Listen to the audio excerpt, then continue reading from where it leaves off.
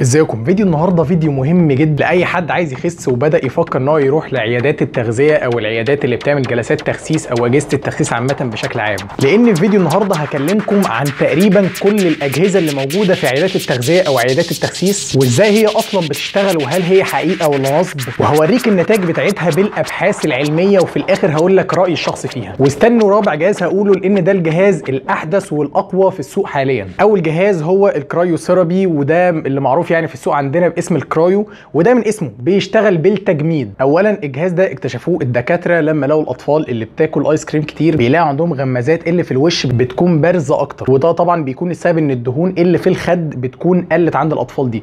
ومن هنا بدات فكره الكرايوثيرابي. فكره الكرايوثيرابي ان هو بيعمل تجميد لخلايا الدهون البيضاء مش البني، والبني دي اصلا مفيده والبيضه دي هي الضاره. فلما الخلايا دي بتتجمد بتبتدي تموت وبيحصل لها حاجه اسمها ابوبتوزيس او ما يعرف بالتحلل، وبعدها الجسم بيبتدي يتخلص من الخلايا دي. تاني نظريه ليه ان انت لما بتحط الجسم في مكان بارد فالجسم بيكون عايز يحافظ على نسبه الحراره بتاعته اللي هي 37 ديجري سليزيوس، فبالتالي العضلات بتقعد ترتعش جامد عشان تحافظ على حراره الجسم، فبالتالي ده معناه انها بتحرق سعرات حراريه اكتر. ولكن ده بيكون لما انت بتعرض الجسم كله للكرايوثيرابي مش مكان محدد مثلا في الجسم زي اغلب الجلسات اللي بتتم. بالنسبه للابحاث بصراحه لقيت اغلب الابحاث اللي موجوده غير كافيه بالمره، وحتى الابحاث الموجوده لما باجي اقراها بحس ان في عوامل كتير قوي متغيره، فما نقدرش نقول ان النتائج اللي بتظهر دقيقه بنسبه 100%. يعني مثال مثلا ما ممكن تكون النتائج اللي بتظهر في الابحاث دي بتكون بسبب الدايت مش بسبب مثلا الجهاز ده، والعكس صحيح. ولكن انا كمجمل هوريكم الابحاث اللي اتعملت واشرحها لكم بالتفصيل. اول بحث معانا ده بحث اتعمل على 15 سيده لمده 12 اسبوع سنه 2020 في كوريا الجنوبيه، وعشان يعرفوا النتائج هل هي حقيقيه ولا لا عملوا الجلسات لجزء واحد في البطن، او من الاخر كده نص البطن عملوا لها الجلسات والنص الثاني لا، بحيث يقارنوا في الاخر ويعرفوا النتائج. فبعد ال 12 اسبوع لقوا ان الجزء اللي بداوا يعملوا ليه الجلسات نزل بنسبه 9.9% من مساحه الوسط، ونسبه الدهون نزلت بنسبه 6% من نسبه دهون الجسم. وحتى باين من الصور اللي انا هعرضها لكم ان في جزء نزل اكتر من الثاني. ولكن برضو لو جينا بصينا على النتائج، لو جينا بصينا مثلا بعد 6 اسابيع هنلاقي حاجه مثلا زي الوزن او الويست هيب ريشيو او اللي هو يعني متوسط محيط الوسط بالحوض كان زاد بعدها رجع يقل تاني. فبصراحه حاجه زي كده تخليك تشك شويه بصراحه. وفي بحث ثاني اتعمل على 14 راجل خلوهم ياخدوا جلستين كرايوثيرابي في اليوم لمده 5 ايام، يعني كمجمل 10 جلسات.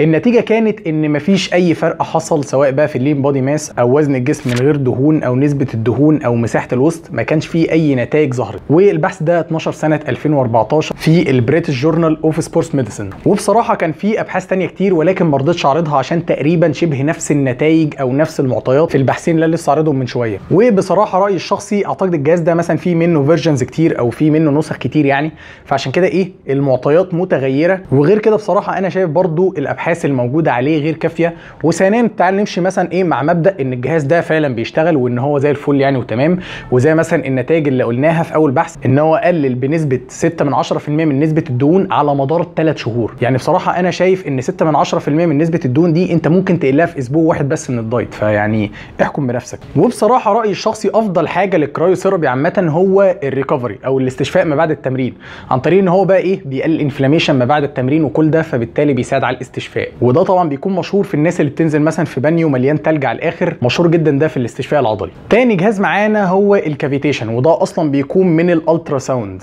وفكره الالترا ساوند او الموجات الفوق صوتيه ان هو بيعمل فايبريشن او اهتزازات في الدهون في الجسم، فبالتالي الاهتزازات دي بتولد حراره فبالتالي بيسيح الدهون بالطريقه دي. اول بحث اتعمل سنه 2013 وده كان على مدار الخلايا، يعني بمعنى صح كانوا بيقيسوا على مدار الخلايا مش زي مثلا اغلب الابحاث اللي هو مثلا شوف لك نسبه الدهون طب مساحه الوسط كل ده، لا ده كان بيقيس بالميكروسكوب على مستوى الخلايا. فلقوا ان بعد 4 اسابيع من اجهزه الالترا ساوند حجم الخلايا الدهنيه صغر ولكن العدد بتاعها ما قلش او اي شيء. وتاني بحث وده بصراحه بحث قوي جدا بسبب ان هم ثبتوا كل المتغيرات اللي بتخليك شاكك في اغلب الابحاث، وبرده ده يخلينا نفتخر ان عشان بحث زي ده اتعمل هنا في مصر في كليه علاج طبيعي جامعه درايه سنه 2019. والبحث باختصار جابوا فيه 50 سيده قسموهم لمجموعتين، كل مجموعه 25 سيده، والمجموعتين كانوا ماشيين على دايت منخفض السعرات و3 مرات في الاسبوع تمارين هوائيه، ولكن باستثناء ان المجموعه الثانيه خلوهم ياخدوا جلسات كافيتيشن مرتين في الاسبوع لمده 6 اسابيع. والنتائج كانت في حاجه مثلا زي البي ام اي او البودي ماس اندكس، المجموعه الثانيه نزلت اكتر من الاولانيه مش بنسبه عاليه قوي. بالنسبه للسكين فولد او معنى صح كثافه الجلد لما تيجي تمسكه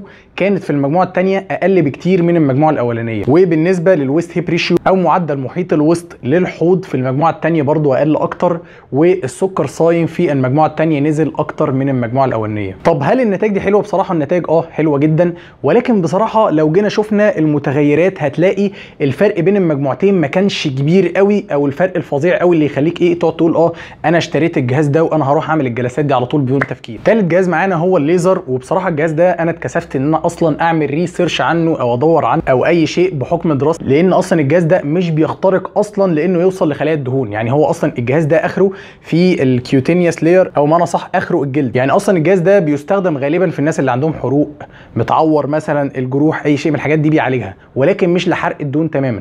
وبصراحه انا بستغرب جدا لما بلاقي في عيادات تغذيه او عيادات تخسيس بتعمل جلسات بالليزر، فانا مش عارف هم بيعملوا ايه. رابع جهاز معانا هو الراديو فريكونسي، وده بيشتغل بيه موجات الراديو. وميزه الجهاز ده بيكون ان هو في الاختراق اعلى من الالترا ساوند، وفي نفس الوقت بيولد حراره اكتر من الالترا ساوند. وفكرته ان هو لما بيعلي الحراره دي في منطقه الدهون، فبالتالي الدم بيوصل اكتر، الاكسجين يوصل اكتر، فبالتالي الميتابوليزم يزيد او التمثيل الغذائي في الخلايا الدهنيه يزيد، فبالتالي يؤدي ان الدهون دي تتحرق. اول بحث معانا اتعمل على 60 سيده، قسموهم لثلاث مجاميع. اول مجموعه اخذت الترا ساوند بس، تاني مجموعه اخذت جهاز الراديو فريكونسي بس، ثالث مجموعه اخذت الالترا ساوند مع الراديو فريكونسي. كل مجموعه اخذت 10 جلسات بمعدل 3 جلسات في الاسبوع على منطقه البطن. اول حاجه زي البي ام اي او الوزن عامه، في المجموعه اللي اخذت الراديو فريكونسي كانت اكتر مجموعه نزلت في البي ام اي او الوزن، ولكن محيط الوسط اكتر مجموعه نزل فيها كانت اللي اخذت راديو فريكونسي والترا ساوند مع بعض. واستنتاجا من البحث كده ان الراديو فريكونسي بيعمل نتائج احسن من الالترا ساوند، ولكن بصراحه لو جينا نشوف النتائج ما كانش الفروقات اللي موجوده بين المجموعتين او اي مجموعه من الثلاثه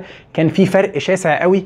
ثانيا وده الاهم، البحث ده كان بيقول في الليميتيشن بتاعته او الحاجات اللي كانت ما كانوش حاسبينها هو العادات اليوميه والدايت بتاع الناس دي. فبالتالي انا بصراحه شايف ان حاجه زي كده تخليك ما تقدرش تاخد بالبحث ده بنسبه 100%. وبرده بحث تاني اتعمل على 35 شخص اخذوا 4 جلسات من الراديو فريكونسي جلسه في الاسبوع، والنتائج كانت ان في 3 ما حصلهمش اي تغير، و32 واحد محيط الوسط عندهم نزل بمعدل 4.9 سنتيمتر. ولكن بصراحه جهاز زي الراديو فريكونسي اكتر نجاحات كانت في الجهاز ده كانت في علاج السيلولايت زي ما انتم شايفين في الصور دلوقتي. طب السؤال بقى دلوقتي، هل نعمل الجلسات دي ولا لا؟ وهل هي فعاله ولا لا؟ الاجابه ايوه، الجلسات دي كويسه الى حد ما، ولكن الفرق اللي هي بتعمله مش الفرق الشديد قوي. وطبعا الكلام ده على بعض الفيرجن، لان مش كل الاجهزه اللي موجوده في السوق اجهزه فعاله وكويسه، لا، في اجهزه فعاله وفي اجهزه لا. وبصراحه الاجهزه دي مش كل الناس محتاجاها، اغلب الناس اصلا محتاجه دايت وتمرين واكل صحي، مش الاجهزه دي خالص. ولكن الاجهزه دي في بعض الناس هتفرق معاها. اول ناس الاجهزه دي هتفرق معاها الناس اللي عندها الدهون متركزه في منطقه واحده، مثلا الناس اللي عندهم دهون زياده في منطقه الصدر، وهو مثلا نسبه دهونه مش عاليه قوي بس عنده دهون زياده في منطقه الصدر، ساعتها اقول لك ماشي، ممكن الاجهزه دي ساعتها تساعد شويه. مثلا شخص عنده مناسبه ما وما عندوش غير مده قصيره جدا، فانت مثلا ممكن تبتدي تعمل الجلسات دي بحيث انت بتحاول تعمل اي حاجه بحيث ان انت تسرع النتائج قدر المستطاع، اللي هو اكنك ما بتسيبش اي احتمال الا لما تعمله. ويا ريت لو اي حد عنده اسئله يقدر يسال تحت في الكومنتات.